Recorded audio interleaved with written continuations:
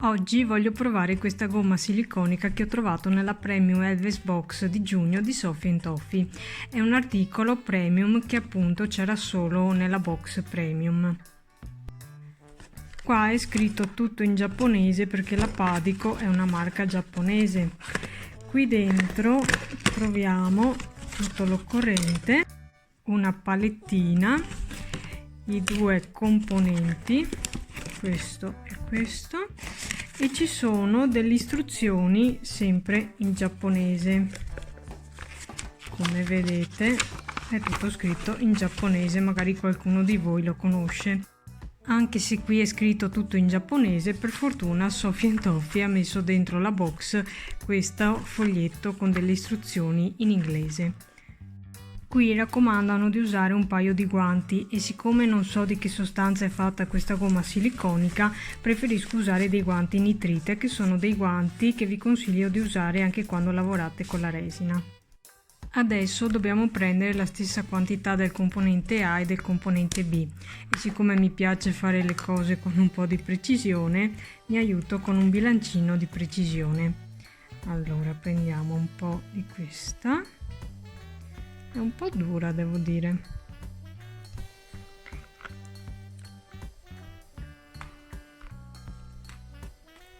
Vediamo quanto pesa.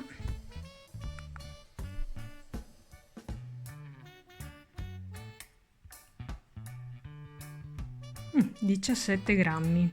Adesso devo prendere 17 grammi più o meno del componente B. Intanto deposito questa gomma siliconica, il componente A qua, e prendo adesso il componente B, più o meno la stessa quantità, vediamo se a occhio ci riesco. Allora mi sembra pochetta, però vediamo se ci ho azzeccato. 13, bisogna aggiungerne un altro po'. Bene, alla fine più o meno sono arrivata a 17 anche con il componente B e adesso possiamo mischiarli. Devo mischiarli assieme per circa un minuto e poi abbiamo circa 3 minuti di lavorabilità.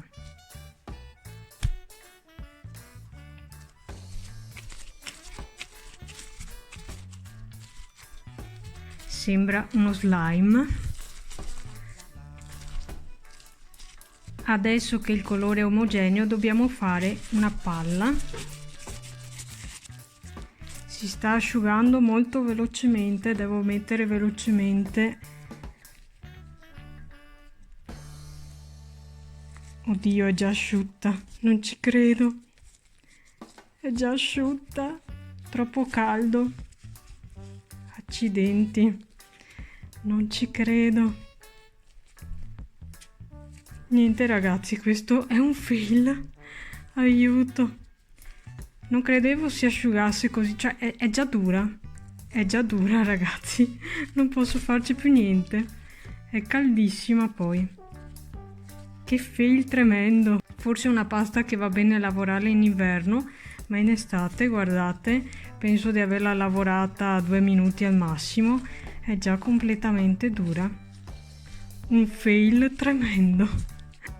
Durante la lavorazione era molto morbida, ma verso la fine proprio si è sentito il cambiamento di durezza e proprio in un istante si è indurita. Non ho fatto neanche in tempo appunto a mettere il cabochon per 2 secondi che niente.